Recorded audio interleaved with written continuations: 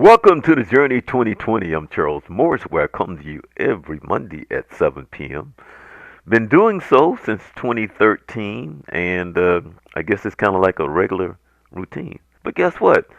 I haven't seen you guys since last year, my first show of the year, 2025, and so I guess we can say that we're blessed to be here, and which is actually true. So I'm going to start off by saying welcome and happy New Year. Happy to year 2025 as I reflect back and I think about the graduates. And I say this: do you believe the graduates? It's the year 2025 this year. Kind of crazy. But for those who watch, you know the journey is something that started with Dr. John Robinson, a very good friend of mine who we've been working together for many years. Came to me, he's a clinical psychologist here in the area, and said, Charles, I want to do something, and this is what it became. And for about 6 years now, I've been doing the show by myself because Dr. Robinson said, Charles, I am so busy that I really can't do the show. And also my wife saying that I need to spend a little bit more time at home. So we know who won that argument. It wasn't a fight from me, though, but we understand. And so from time to time, Dr. Robinson do come on the show, and we still talk about some things, and as he would say, from me to you, from you to me, so we can reach a high level, and that's what we try to do. And we have some fun stuff and not so fun stuff. So again, I want to start off by saying Happy New Year to everyone, and hope that everyone had a happy and safe, blessed holiday. So I want to start off saying that I work at a church, a different church than my church, and the assistant pastor gave everybody, most of the people, COVID. So this past week, guess what? I had COVID second time, and so um, I won't get into the story of it, but it kept me from going to my family event for the first because every year my cousin throw this thing for the family and everybody come together in Jacksonville. And unfortunately, my cousin, his mother, and my mother were sisters.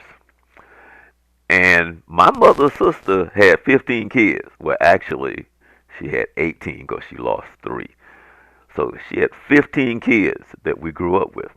And I always say this: if I saw my aunt, she didn't look pregnant. I mean, if she wasn't pregnant, she didn't look right. So she had 15 kids. And just so happened that last Monday, I had to go to a funeral of one of the 15. He is the fifth of the 15 who have passed away within the last five years. And out of the 15, he was the one that I was the closest to. And I was kind of upset because when they made the program, they didn't do the reflection part where you can get up and say something that you want to say about the person. They had it scripted out where they had three people come up that was, who they chose, because, I had nothing to do with them making the program. So when I went to Jacksonville, I got there and I'm looking like, and I had rehearsed my little thing I was going to say about my cousin. Oh, wait a minute. They don't have any word. We better get up and say something. So I was a little ticked by that. So this show is dedicated to my my cousin, Paul. I call him Charley Paul, right? So Charley Paul, this show is dedicated to you. And we go way back. He was a year younger than me. And out of the 15, like I said, I was the closest to him. We played ball together. And it's so funny. And one of the things that I was going to say was that we actually grew up as athletes. Now, people don't know that now. Or when you see us, my people, you never knew that we were like really, really, really good athletes. It's kind of like, well, I was an athlete. Kind of, yeah, right. And so most people now, and my people, you look at them and be like, oh, wow. Okay. And they're a reminder of my age group now, because when I go home, I'd be like, oh, Lordy Jesus. But anyway, that's another story. So I just wanted to vent for a little because I was a little frustrated that I didn't get to say anything about my cousin Charley Paul. And when I say that he was a Southern guy, really down to earth Southern guy, I think he was still living way, way, way, way back then because my cousin Paul was like this. I said, he asked me to do something for his truck. And so I said, Paul, you need to go on eBay or Amazon and order something. Hey, man, I don't do nothing on the internet. So I was like, okay. We can fix your little radio, whatever it is, so whatever it is you got going, because he was trying to explain to me the problem. I said, we can do it, but you need to. So he just wasn't a tech guy at all. So about 2 years ago, he popped up on my Facebook. And I was like, whoa. So I knew that was his daughter. Without a doubt, his daughter finally got him on Facebook. And I called him, hey, yeah, man. And that was about all. Yeah, man, I'm on Facebook. But this is the funny part, and this is truly him. We're talking, and he said, I said something about like, Paul, you know when you go through the line and when you buy stuff, you pay with your debit card. No, man. I said, so you still in line and you writing a check. Yeah, man. Paul, you pissing people off. Because he's still writing checks. Because I don't want to do the debit card, man. I want to do the. That's who he was to the day he died because he was trying, but he was really funny. And I was going to ask people about, I was going to say something that I know that northern people could not relate to. And that is this right here. My cousin Paul, I can remember I was over at his house and his mom was getting ready to put a switch to him. I was going to say something to the other 10 about either it was a switch or a belt. I don't remember what it was, but it was one of the two, and he had done something. And just like always, the parent always say, didn't I tell you whatever that is? Which, why you standing there with, she got the switch or the belt, which was a daily thing growing up. I never will forget. His mother said, Paul, didn't I tell you, blah, blah, blah, blah. And my cousin used the word Yassam. Okay? I know northern people, and only probably in that house or in the South, when you answered and you had that look on his face like he know he was getting ready to get his butt tore up, and his answer was, didn't I tell you? And my cousin said, Yassam. And to this day, I can't help but laugh because I'm standing, I'm probably about like 10. And in my house that I grew up with, because my mother had 6 kids, plus there was an adopted one that was really 7 of us, and some more. I never heard the word Yassam come out of our house. But over to the other house, there was a Yassam. Okay, but I just wanted to get a dedication to my cousin Paul that I couldn't do at his funeral, and which was a sombering event because when we all went to the gravesite, everybody left because there's so many people there from my family that I had to walk around, and my father's there, my grandmother's there, my sister's there, my brother's there, you know, my aunt is there, and so on and so forth. So by the time I got around to everybody was gone. They was headed back to the church. And then as I was leaving, I looked over, and my cousin Paul, they had already put him in the ground, and I'm watching the tractor put dirt on top of my cousin, who, by the way, about 4 days before he passed away, I missed his call. I called him right back. And I always call him Charley Paul. I said, what's up, Charley Paul? And he said, oh, man, I rolled over on the phone. I'm in the bed. I was just trying to go to sleep, and I rolled over on the phone, and it dialed you. I go, oh, okay, well, I'm going to let you go back to sleep. All right, man, okay. I'll talk to you later. And that was the last time I talked to him. He butt dialed me. And I guess that was God's way of saying, hey, you get to talk to him one last time. He was a really good guy. I was going to show you a picture of us when we was on the basketball team, and but I forgot to pull it up. Oh, actually, you know what? I did have this, but um, my my cousin, my cousin Charley Paul. That's my cousin Charley Paul. So this show is dedicated to him, and I just want to say, love you, man. I know your family is gonna miss you, your daughter, and your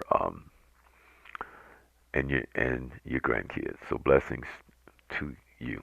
Okay, so now show is dedicated to Charley Paul. Um, you're not gonna hear me say Yasam.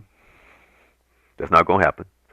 But just want to say blessings and hope all is well, and hope everyone had happy holiday and so on and so forth. Now, today's show, I have someone on the show and she going like, I don't know what we gonna talk about. I don't know, you done pulled me into this. And she's sitting up there and she got this little funny, she got this smirk on her face right now. And so I'm gonna ask Miss Cotton to come in and just, well, happy New Year to you. How you doing? Well, Happy New Year. Oh my goodness. Welcome to the Journey 2020. I'm happy you taking the time to come on the show. Well, thank you so much for having me. Well, listen, Um, yeah, yeah, yeah. Definitely put me on the spot, but yeah. Yeah, okay. Let me, for people out there who know me, they know, like a lot of times I have people come on the show and they want to, like, I've been doing this for a long time. I've been working in television and radio for a very, very, very long time. And I kind of understand how it works. People, and this has been going on even before social media, because right now it's crazy. But even before social media, when you walk into a room, it doesn't matter whether it's a still camera or video camera. When you walk into a room, everything changes. People change, man. When you walk into a room and you start pointing the camera, and then all of a sudden, for some people, they go inward and something. But nowadays, everybody like, over here, over here. But now, that's a whole nother show. But anyway, um, and then like I don't have to tell the guys this because I always laugh, right? So I'm kind of like a guy that's like I'm not into a whole bunch of stuff that like the makeup and da da da da da da when it comes to like what women do when they do and they do. So I understand it. I understand it. I understand it because as soon as they go, oh, wait a minute, wait a minute, let me get my purse, let me see, let me look and see if I got my lipstick on. Let me look, and I'd be like, okay. I don't go like, oh, I just like, okay, because I know it's coming. Okay, I just hate when they take like an hour for something that should take like 3 minutes. But we already know in my mentoring and talking to young men, which I've been doing forever, the mentoring and the summits and talking and da da da. And when I tell the young men, I say, let me explain to you what your job is, what your responsibility is in a relationship. They go, what? I say, your responsibility and your job is to wait. They go like, what? You just gotta wait, brother. You have no other option. You can't make it go any faster. Your job is to just wait. You see what I've learned in life, Miss Cotton. You see what I've learned you just have to wait. And I'm not telling the truth. Waiting is fundamental, but at the same time, when you're put on the spot, that's a whole different thing. Your job, I mean, a man's job, his job is to wait. That's what it is. Because if he understand anything about a woman, you would know the job is to wait. So I want you to introduce yourself in the sense that just tell us who you are. Go ahead. Well, I can definitely do that. Um, I won't ask you anything that you cannot answer. Trust me. okay, perfect. Well, hello everyone. Happy New Year. Happy 2025. My name is Shamira Cotton. I basically have worked in the medical field for over a decade, and I'm pretty much trying to go on my new journey into helping others. It's always been a passion of mine. I've always wanted to do it. Um, Kind of like to give you guys more of a background when I say I'm in a medical field. I work normally as a medical assistant, and I worked in different settings, hospitals, clinics, geriatric type of settings, small surgeries, and things like that. And I always used to see people that came in that either didn't have a ride or just no family that was there with them, or they didn't have a place to call home once they left from having surgery. So I've seen a lot of different people that come in that just need help, and it's sad that sometimes there's we have older people that work in like nursing homes and things like that that just really don't care about their job or the people that they're working for. Prime example, something recently that just happened in one of my jobs. We had a person come in from a nursing home. They just totally just came in, dropped the guy off, didn't speak English or anything, so we didn't even know what the guy was here for, what was his name, like nothing. So we just had to go down the list, figure out who was who, and just try to figure out where this man came from. Who is he? What does he need? And it was just like pulling teeth because nobody really cared about people like we used to back in the day. So what I ended up doing is saying, okay, this is another one of those instances that just makes me want to do the people that themselves right now. Just because you're in a nursing home doesn't mean that you don't need help. Like this guy lived in a nursing home that didn't even know where he was, didn't even know he left. So that's sad, like, and I want to build something for people like in transitional housing is what my goal is.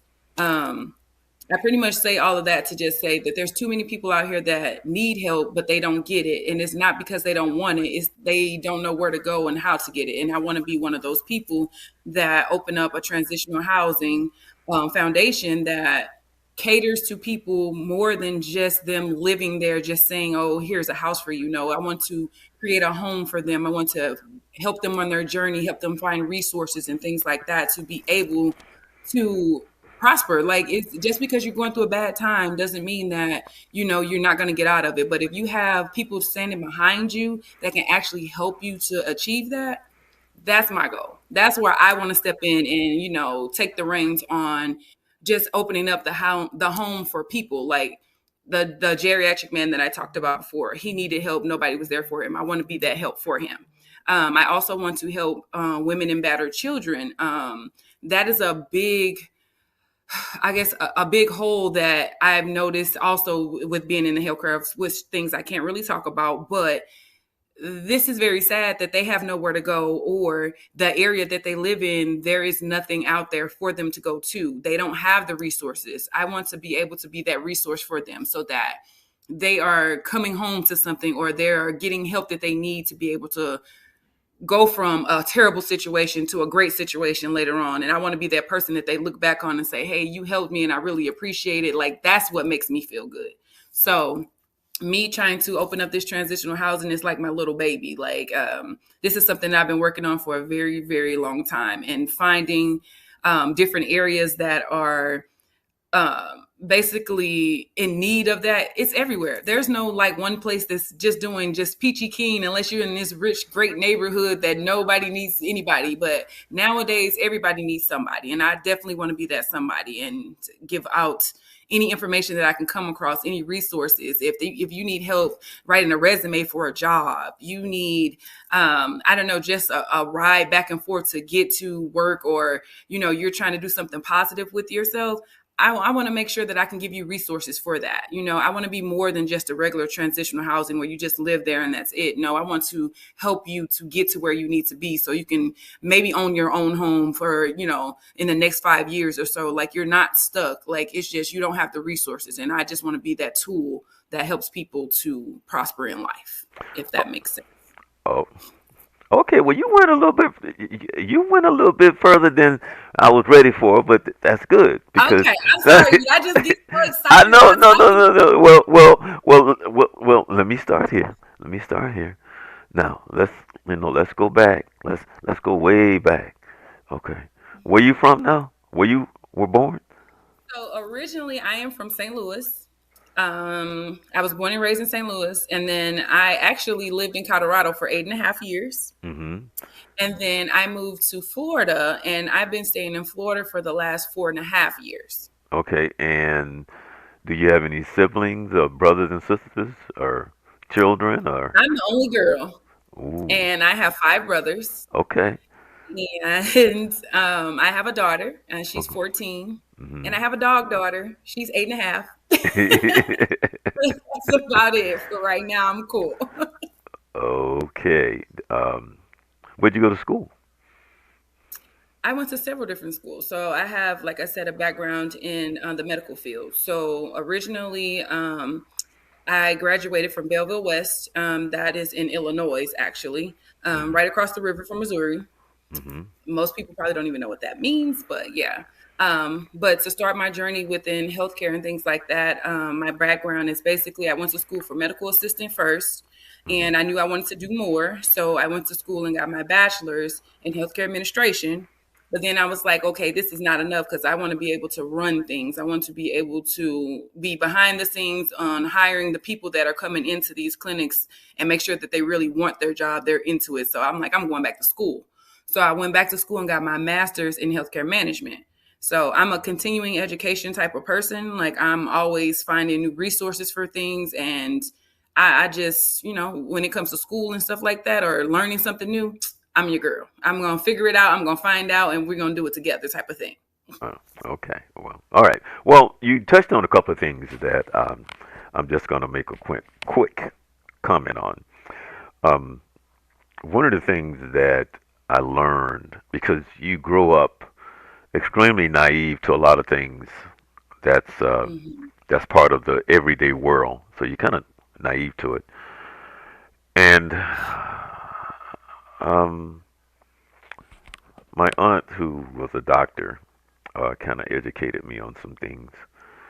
And I have two. I have well, there were two people. One of them is no longer in my life, but at the time there was two of them, and both of them worked in the medical field. Actually, Mm-hmm. both of them are nurses, and so I learned so much because people don't know. And when you said something, it made me think about them and what I learned at the time. Um, when my aunt, the doctor, had a stroke, my friend, who's a nurse, was taking me through the do's and the don'ts and the things to look out for, the questions to ask, because you don't realize that people go into these hospitals and get very minimal care, and if you don't have somebody who knows something or knows somebody, a lot of things can happen or they don't even come close to Mm-hmm. sometimes getting the care that they need. And it's little things that you're so unaware of that is being brought to my attention because you don't know. You just think that okay, they're in the hospital. Here's a person. They're in need, and and based on who it is, you may get a person that's excellent, who care, who's concerning, Mm-hmm. who has this calling, and they love their job, and they're able to deal Right. with the circumstance and the situation. And you may have somebody who could be racist, and I'm just using that as an example. You just have somebody who doesn't have that.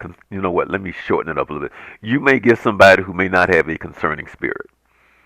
You know, it's just Correct. it's the same thing as a teacher. You know, a teaching is a calling. You don't just go teach to teach.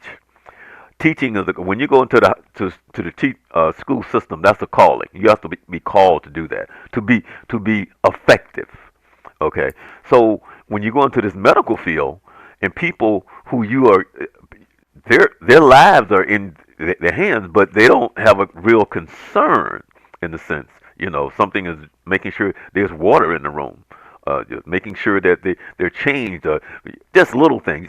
I don't have to tell you because you know what I'm talking about. And so, Exactly. right, so when this stuff was being brought to my attention, because I'm naive to this, and so she was explaining to me, um, ask this question, make sure this is good. And then when my father went in, with him being 80 some years old, she told me this and do this and make sure this, make sure that. Because if, well, let me put it to you like this, because I don't want to make every hospital, every person the same. Right. It's, it makes a difference when there's eyes on them. Okay, it makes difference. It makes a difference when they know they have somebody there that cares about them and checking on them.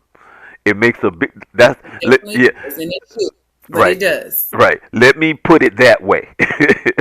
So it makes all the difference in the world when they know eyes are on them and they have somebody that's checking. It's like a 180. Okay, and that's all. Well, I'm just gonna leave it at that because when you said that, I was like, wow. And so, and for you, we're talking about two different things. We're talking about that, but in addition, there's some things that you're doing that's in need for our, see, because you don't know, but I have a passion for certain things. In my circle, there are people who are like you.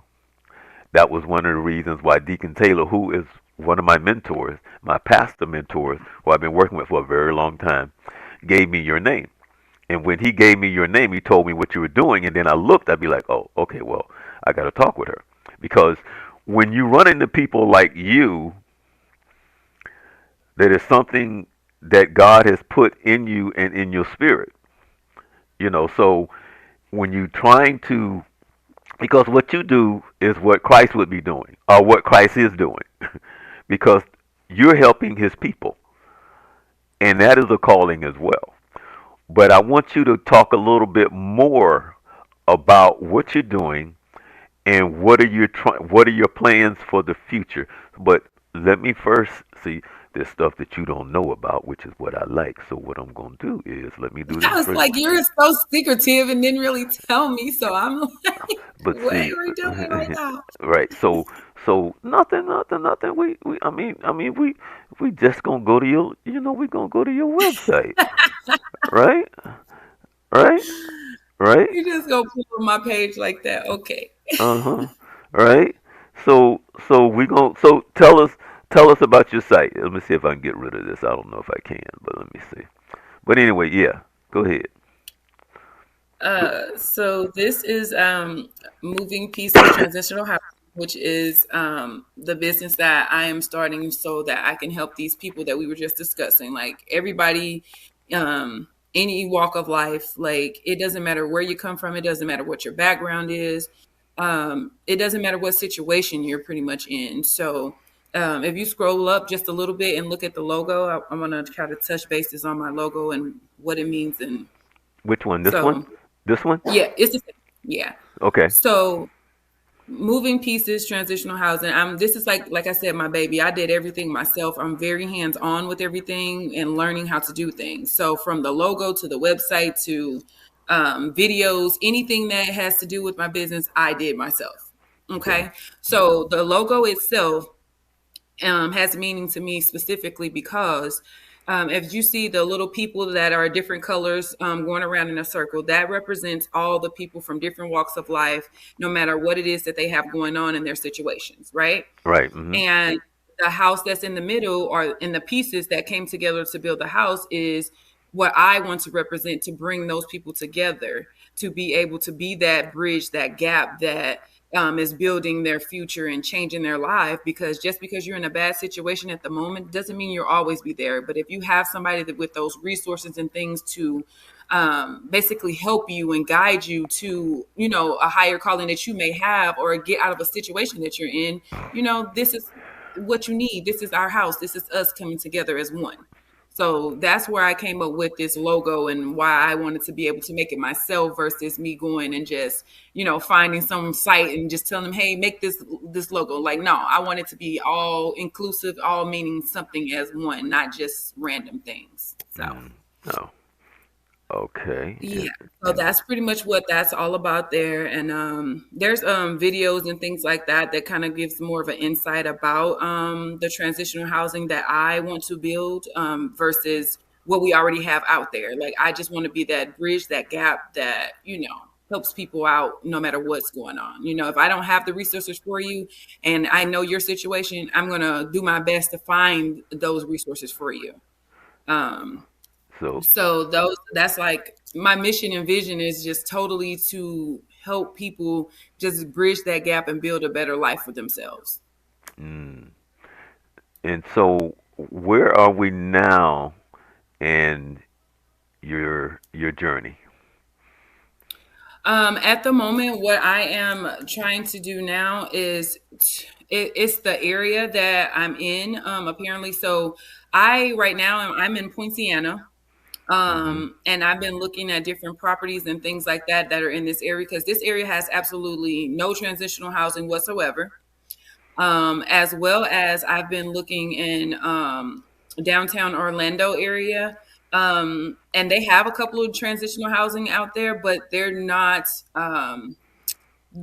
the type of transitional housing that I would be. So I have been looking in those areas trying to find like a property or something that could actually be that the one, the gap, or it could be housing or apartment buildings. That's pretty much what I've been looking for. But the thing that I've been coming across is I need more of a mentor that deals more with that and knows more about that. And that's where I'm kind of stuck at right now. Like Hmm. I know what my mission is, I know what the vision is, but as far as achieving those things, that's where I need a mentor to come in to show me this is the way that we need to go with this when it comes to apartment buildings versus doing housing, renting versus owning, those type of things. Like what is the best or the next step for me to get there? So that's kind of what I'm looking for right now to be able to close that gap on that portion and not just jump into something, even though I can have a ton of resources, but pulling the trigger on it and making sure I'm doing the right thing is more where I'm at right now and what I'm worried about. Yeah. Well, that's a very that's a lot of wisdom on your part. I'm happy to hear you say what you're saying because that's very, very, very important. Um, I know that also part of that there's there would have to be funding and help from the city as well as the county, and so Mhm. having um, back, a few years ago, I don't have the connections I used to have. I have some still, but back a few years ago, I was very well connected to the city and the county. I am to some degree, but nothing like I was, a few years ago. But I am willing to try to reach out to a few people that I know that might be able to help you um, take another step forward. So I'll be Yeah. happy to do that. Definitely. Um, tell us about some of the cases, no, some of the circumstances and situations that you've been involved in. Um, Previously, I had a totally different just a scenario just came out of nowhere. I don't know what's going on this year, but this year in my life, people are being put in my life for a reason. And it's been happening back to back for me. Most recently, a lot more. Um, I just had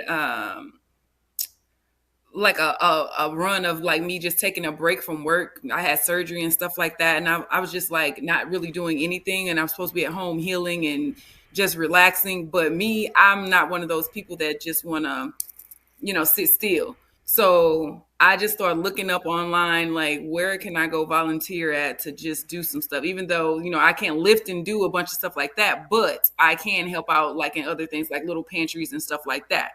So I just started looking up, pantries and things and trying to figure out what it is that I could do just to help or whatever. And I knew Toys for Tots was coming up, but I wanted to do more than just Toys for Tots because I do that almost every year. So I just looked up a pantry and just randomly picked it. It was somewhere close to where I was eventually. So I was like, okay, I'm going over here and I'm going to go and just work today. And I went over there to the pantry, and that's actually where I met Brother Taylor from. Just walking in the pantry one day saying, "Hey, I'm just here to help." He's like, "Oh, did you want food and anything with you?" I'm like, "No, I'm good. I just want to help. I don't really know what your pantry is about. I'm just here." So I'm just there. I'm paying attention to like all the people that are there and the people that are coming in, getting their boxes of food and things like that. I'm like, and I'm paying attention to everything, and it's so many people that basically need a place like just to get off of their feet. It was a lot of people that were coming from Haiti.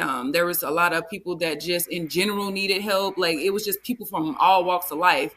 And I'm like, man, like I want to help these people. Like I don't even know like how I'm gonna get this done, but I'm gonna do it. And I just started doing stuff, and like his me going there that day just like made some type of spark or something go off in me to where I was like, okay, I got to do this. Like I don't know exactly how I'm gonna pull the trigger, but it's gonna get pulled. And I just started doing research and doing stuff, and then I started just talking to Mr. Taylor like out of the blue, and he just was like so full of knowledge on all of this stuff that I really want to do. It just blew my mind. Like I would finish like at the pantry, and then I'll come back another day and he's like, do you need anything? You want anything? I'm like, no, I'm just here. Like I just like really talking to you and, conversating with you and, enjoying the fact that there's somebody who's done this before me and they can kind of guide me because I had no idea. I was just doing something because I had nothing to do. So you being put in my life showed me that, okay, I must be going down the right path or something because I'm still running into people that I know for a fact that need help. I have put my website up, but I really didn't release it to the public. And I put coming soon. And I've already had people reaching out to me. So I decided to just go and, stand out there, and everybody does this at Publix anyways. I'm like, let me just see what the community wants. Is this something that they would need? Is this like an idea that they would go for? So I just started talking to people and just them coming out of the grocery store like, hey, what do you think about, transitional housing in the area? Do you know anyone that would like transitional housing or would need it? Or do you know someone that knows someone? And before I knew it, everybody was just gathered around just talking to me. And I'm just like, oh my God, like I know this is it. That was like more than confirmation for me. And those situations of seeing people that I know need this was like everything to me. That's what I needed to hear. That's what I needed to see so that I know that I'm doing the right thing. Well, a couple of things. I I won't get on Deacon Taylor because that would be a whole nother show. uh, People out there who don't know. Um, well, let me put it to you like this right here, and I'm speaking generally to people. Um, Deacon Taylor,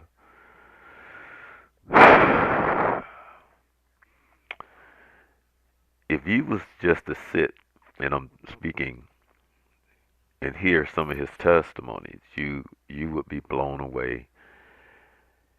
And he, for the people that's in my circle and who I know and what I know, he's probably the most biblical sound person that I know. Uh, you would never know it by, you walk upon somebody, you meet them. But Hmm. he is probably the most biblical sound person that I know. And I know quite a few. Um, there's another gentleman that's in my life that is a biblical Hebrew Bible scholar, right? So Hmm. he's breaking the Hebrew Bible down, and I'm sitting there going like, how the heck do you even pronounce half of what you saying? And I'm like, what? And he's breaking the Hebrew Bible down to me. He's telling me what it means is this and that and this and da da da. Da. And so in the circle, you know, you're always reminded that God is real. Um, and I was just telling somebody this day before yesterday. Deacon Taylor, he don't know it, but there's times when I have been around him, have met with him, talked with him, and he don't know it that I'm walking to the car and have tears in my eyes. He has no clue. I have tears in my eyes because as I'm walking to the car, my tears are like, how do I have that type of relationship with God? Because it is just so impactful and powerful when he speaks and he's able to explain and talk, and you feel his passion and you hear his testimonies. You know, you haven't Mhm. probably been around him to hear some of his testimonies. Oh, I've heard some testimonies. I'm telling you, and this hours just talking. Like it will be me. I'm like, I'm getting ready to go. And then we'll start talking. And then I don't know, it ends up an hour later, 2 hours later, we're still sitting here talking. But everything he's telling you, it's like, how could you pull away from it?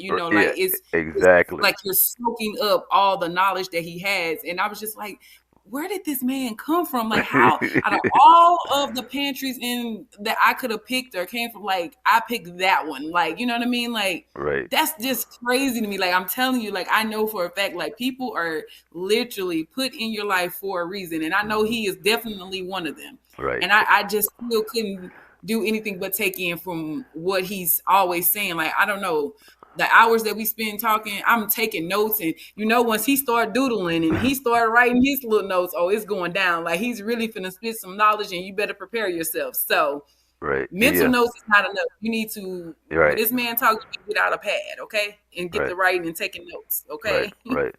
And the one thing, let me tell you some people. The one thing that Deacon Taylor is serious about, and that is his faith. He is, Hmm. you know, that when this man starts talking, he's serious about his faith and what he believes. Ain't it? Definitely. Ain't ain't no joke. Ain't no trying to fake the funk. He's real.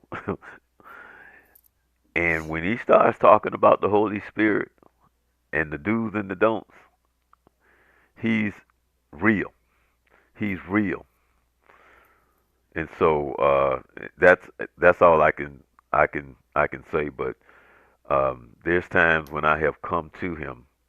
There's times when I've come to him, and I thought I had a good idea. Like I want to do something. I want to do this. I want to do that. I want to pertain to my summit and this and that. And then he'll go biblical on me. I'll be like, oh, didn't even think about that. Now I got to reconsider the whole thing and my approach and how I'm doing what I'm doing, And then I'm like, ah, okay. So, but he is something to be reckoned with, man. He is a force, and he's a powerful force, and he just speaks biblical. He just speaks biblical, and that's it. And that's it. You know, when he called me, uh,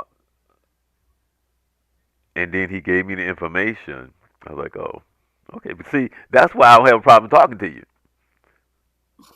because he put me in contact with you. Now, if it was somebody else, it's not that I wouldn't believe it or anything like that. But if he called me, then I know you good. See, so when he said what he said, and he's a man of wisdom, and his wife, Definitely so.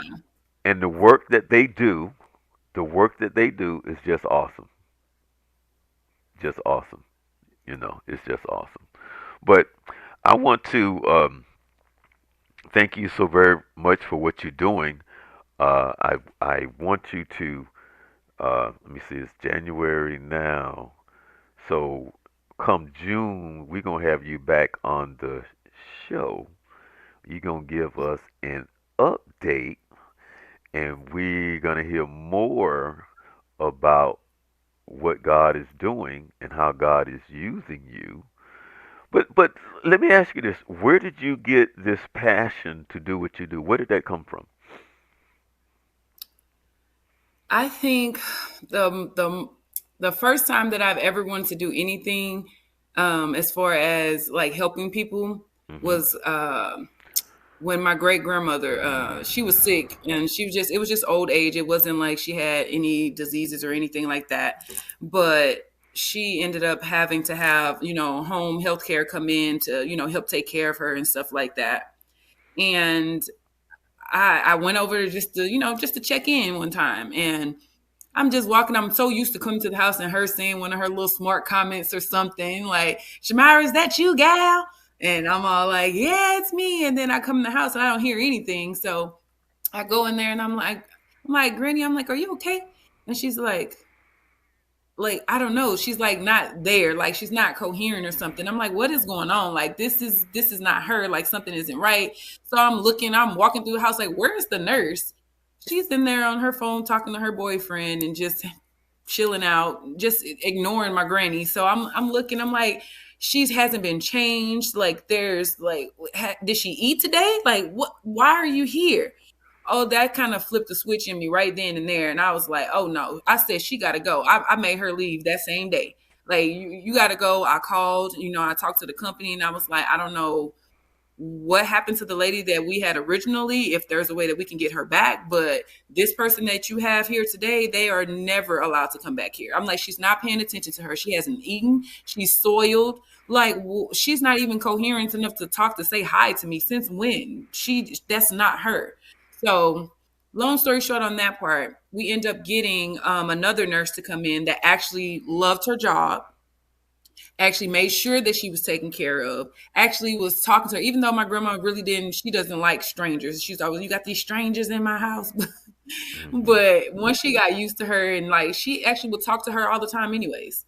Even though she wasn't really engaging with her, she still went the extra mile to talk to her and stuff like that. And I really felt like she didn't have to do that, but that's her passion, her loving her job, her really wanting to help somebody. So I was like, you know what? Like I don't like this, and I don't like those people that get to come in and have these jobs that really don't deserve to be working with people. And that right there made me want to go to school, because I was like, okay, I got to go and try to figure this out. So I started working at a little small clinic, but I was just a receptionist. I didn't really know what I wanted to do. I knew it was something in medical, but I knew I did not want to be a CNA. I'm sorry, I'm just not one of those type of CNA girls. No. So I was like, okay, what in this job is something that I could do that's more helping people versus me just checking them in and out at a front desk. And then that's when I came across the medical assistant portion. I saw what they did, and I was like, okay, like this is more me. I can do this. I got to go to school.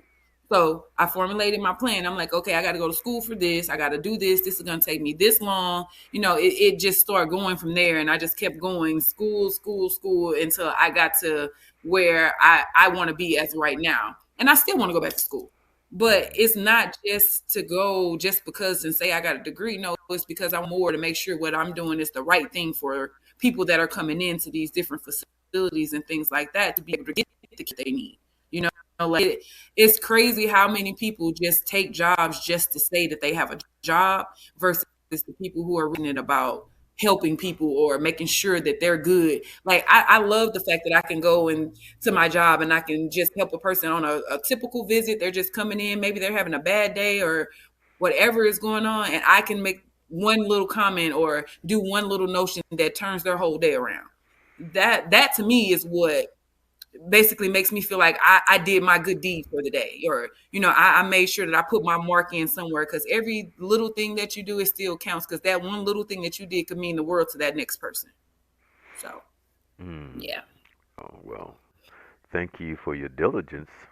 You know, Yeah, you. I'm very passionate about that type of stuff. Like, I hate to see somebody like just not taken care of or done wrong or not having a good experience. Like, I'm a person too. Like, so if I go to the doctor or something, like I expect the same type of level of care that I know that I would give somebody. But if I don't get that, that means this is not the place for me, or I need to find me somewhere else, or another doctor or provider or somebody to talk to, because the care that you have for yourself is the same care that you should have for the next person if you're in that type of field where you're working with people.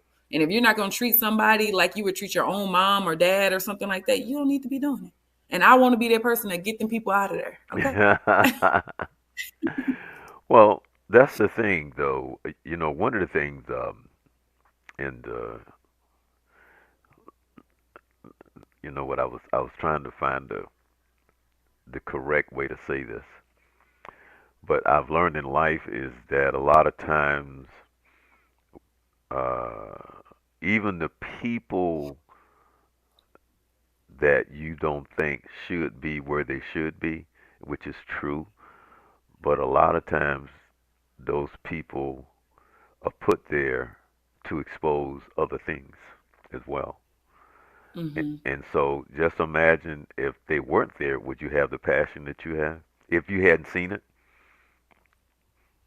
You know what? That's a different world right there, but definitely so. Like I don't think I would have had the same exact passion, but I've always been a caring person, Right, but the drive that I have, I don't think would be there. right. So that's what I've learned in life, because uh, God can use the most wicked people for his good. But you think you see what you see and you see what it is.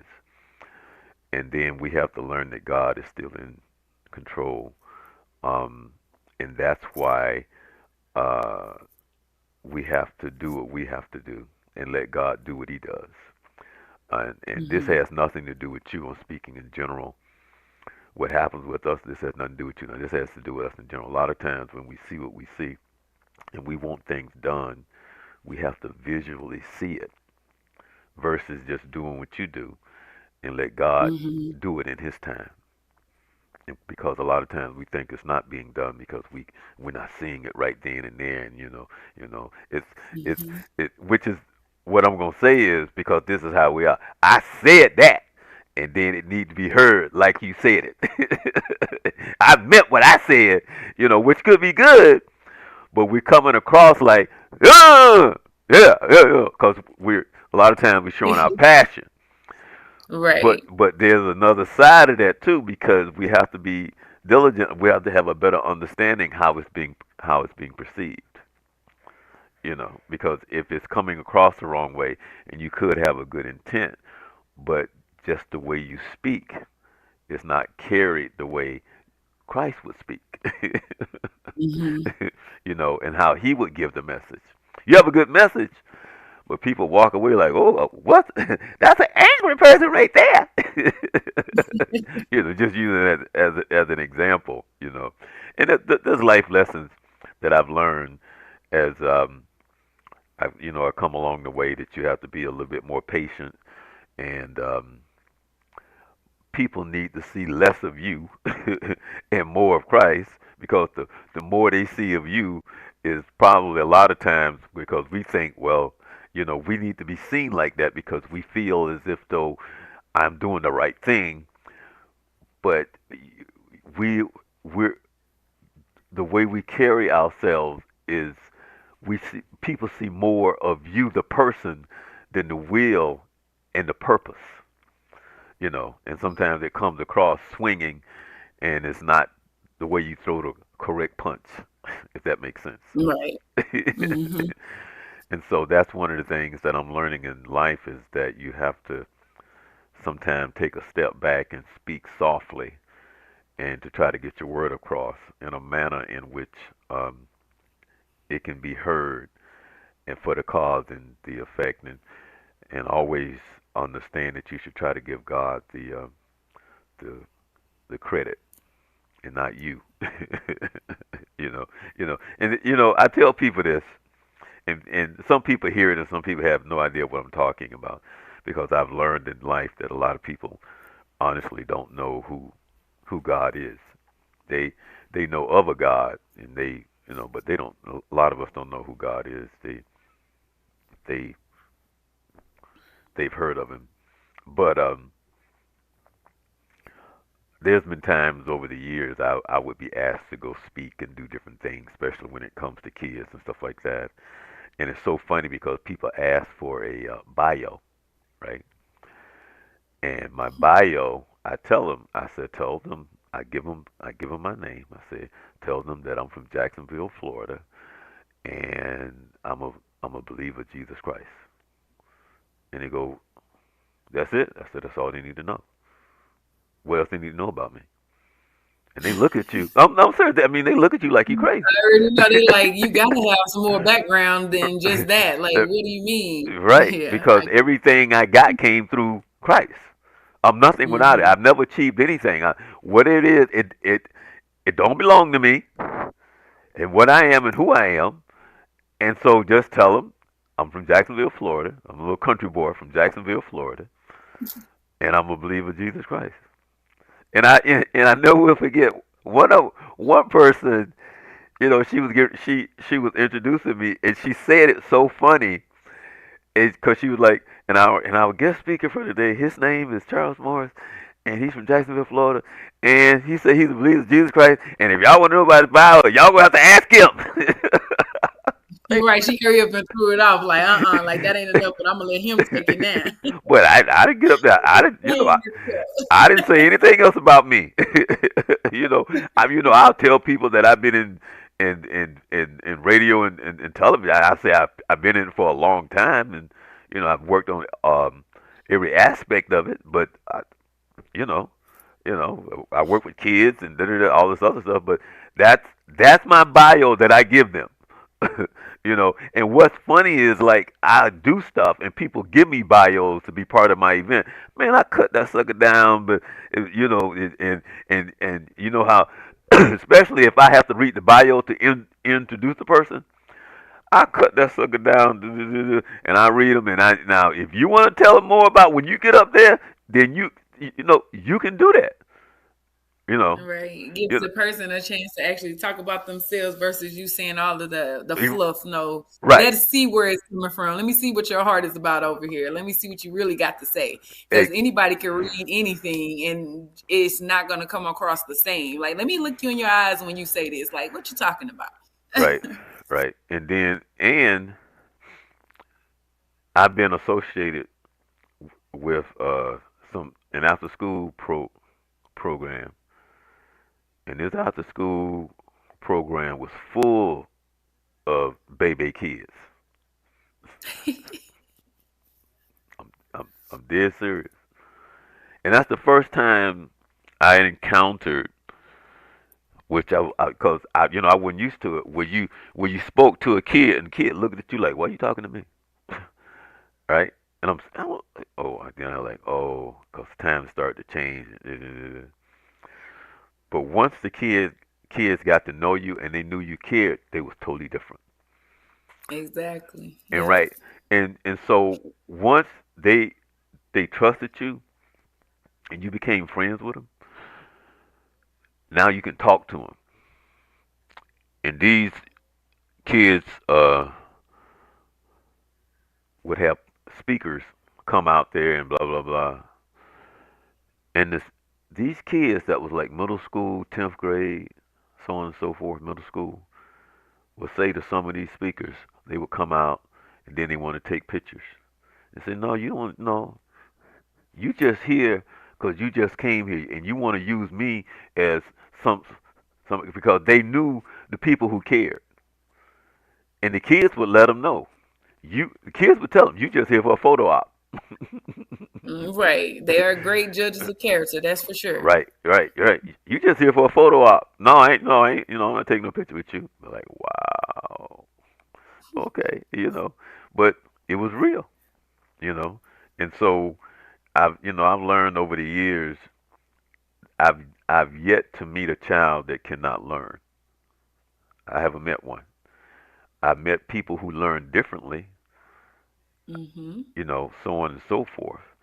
And now working with a school, an alternative school, and now there's a new study out in things in which it's going to be hard for a lot of these teachers because what they're learning and what the research has shown is for these kids who are failing, it's not the kids' fault, it's the teachers.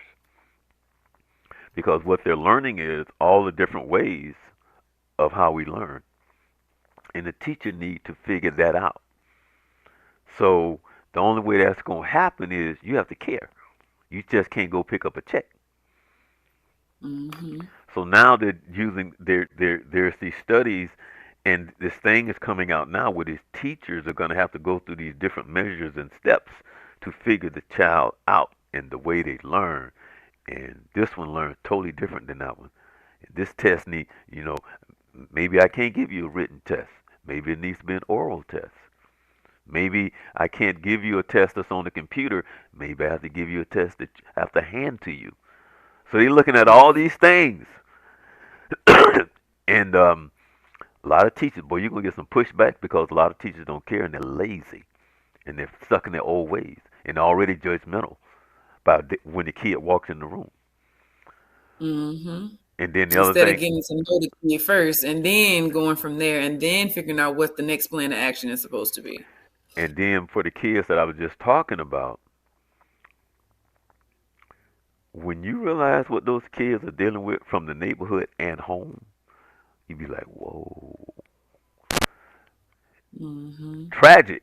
And now they got to come and, some of them didn't eat last night, didn't eat this morning. Some of them this, some of them come from abuse, and the list just goes on and on and on. But they're being labeled as this and that and this, because you need to follow them home, and then you'll be surprised overall the statistics on homeless kids, kids that are homeless that are in school. It will blow your Mm-hmm. mind. It will blow your mind. But anyway, enough of that. Go ahead. I'm going to put up your website again. I have it here somewhere. Let me see. Maybe this is it right here. Yep. And anything else you want to leave us with any last words? Why you always put me on the spot? Well, I'm just saying, you want to leave us with any Oh, last words, about you, your organization, or, help? um, People want to help? I do want to leave a little bit more info on that too. As far as like I said, all different walks of life, or is where I'm reaching out for. I really, really am interested in working with foster care children that are pretty much aging out of foster care. I've noticed that there's been a lot of them that's just pretty much threw out to the wolves to where they don't know where to go or what to do next. They don't have the resources. They don't know how to apply for a job or how to build credit, or just the simple things, the basics that they definitely need to reach that next point. And that's one of the ones that one of the housing ideas of mine that I really want to go forward with, as well as working with women and battered children. It's a different type of baby for me with that one. That one hits close to home because of I had family members that went through that. You know what I mean? It was a lot of background with that where I can sympathize more because I've seen it like in real life. Um, Being able to be in the healthcare field and seeing all these people that come through the door with their different stories, and I'm knowing that they need help, and it's like I can't do anything. I'm putting that out there to where I'm gonna do something. I don't want to be sitting there like, dang, I wish I could have helped them, or dang, I could have this. No. So what I've been doing lately, with people that I know that need help and things like that, any resources that I have, I just give it to them anyways. Is that a part of my job? Is that something that I'm supposed to do? No, but I feel like if I know something or I can find out something, I'm gonna let them know. And I definitely want to be that resource for like people like even though you think you're alone in situations, you're not alone. Like there's people that are out there just like you that need help too. And I definitely want to make sure that I can bridge like a gap into that and help people build their futures. It's life. Like everybody needs somebody sometimes. Well, thank you for what you're doing. It's people like you that makes life easier for a lot of people. And um, there's a saying that I've said on this show on many occasions, and that is this right here. When you run into people like you that's not changing lives, you're changing generations. That's when you know you're doing God's work. And that's the key. You're changing generations. You're not changing lives because you're making a difference. And that's the impact that Christ would have. And that's the impact that Christ does have. and that is changing generations because we get stuck in this what they call a generational curse, a family curse, and Right. somebody or somewhere you have to break the cycle somehow, Hmm. and it Definitely. can it can be done. So again, want to thank you so very much for your your your passion and being diligent. So we're gonna see if when you come back in the middle of the summer, what your story gonna be. Okay.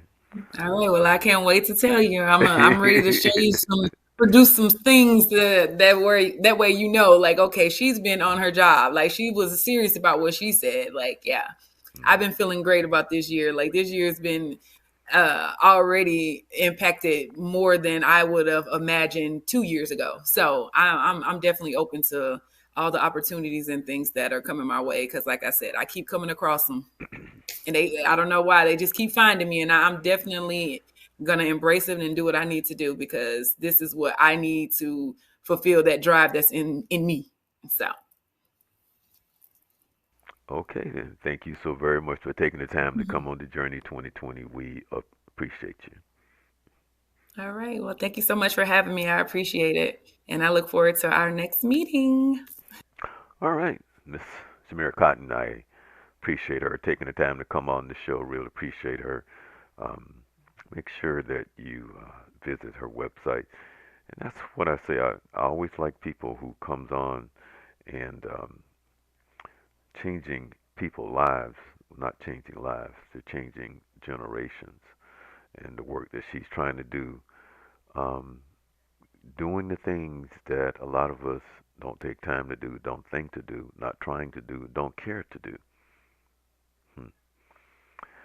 Uh, One of the things that well, I won't get into it, but whenever things happen in every day of my life, because I know that I fall short on a lot of things that I should be doing, time spent, feet moving, hands working. And I always thank God diligently for those who are actually doing the work. When a hurricane or disaster happens, other people that are doing it every day, that are doing people that need so much help, that we do have time, but we don't think about it. We don't take the effort to help those who are truly in need, whether or not they have mental issues, whether or not they're handicapped, whether or not they're elderly, the newborn, those who are hungry, those who are homeless, and the list goes on and on. For those who are not labeling, judging, concerning about things that has more to do with our issues than theirs. There are people out there that actually have a God-given spirit to go out and do the work. And I thank God for his workers every day because they are the different makers in this world. And a lot of them are never heard of, never seen in the sense of in the media eyes. We don't do enough story on those, and a lot of them don't care to be seen or heard. They just care to do the work. And so we want to thank her for her diligence and so many people that are like her. Um, Started off the show, for those who don't know, I dedicated this show uh, to my cousin Paul. I was at his funeral. Um, I think it was the the 30th, uh, the 30th of January, and I dedicated the show to Paul. Um, his mother and my mother were sisters, and he grew up with a family of, well, his mother had 15 kids, and he's the fifth one to pass away so far. Out of the 15, they're all of the males. There's four girls, and the rest 11 boys. And five of the males have now passed away. Paul and I were just a year apart, and if you look at this picture, it goes back to when Paul was in 11th grade. Um, Long time ago, So you take a look at this picture, and I have to laugh because I actually, you know, remember that picture very well. And this is a picture of Paul. He's number 20. Back when he was like 17 years old, going on 17 at the time. And we go back, and if you look at the picture, and if you look over in the corner over there, you'll see a guy standing over there with an afro. He's number 21. I don't know who he is, but they're cousins. He's 20 and 21. A little young 17-year-old kid back then in those days. Long, long, long time ago. And out of the 15, I was the closest to him easily. And gonna miss uh, Charley Paul. Um, I was telling people that he passed away, and about 4 days before he passed away, he actually butt dialed me just out of the blue. And I had missed a call, and I called him back about 4 minutes later, and he answered the phone. Oh man, I call you. Oh man, I must have rolled over on the phone. I'm here in the bed trying to go to sleep, man. I'm tired. I must have rolled over on the phone. I go, yeah, man. You know you called me. And so he said, oh man, I'm going trying to get some sleep, and I'll talk to you later. 4 days later, I got a text from my brother saying that he had passed. So I thank you, God, for allowing me to hear his voice one last time. With that being said, Happy New Year to everyone. Hope everyone had a very happy holiday season and continuous blessing. And I know the next few years is going to be some challenges, and but we're going to be okay. So for questions, comments, and concerns, you can always hit us up with an email. You know, I always say, and it is true, and it is written, and you can believe it. Faith comes by hearing, and hearing by the word of the Lord. Everybody, Happy New Year again. Enjoy the rest of the week, and you be blessed.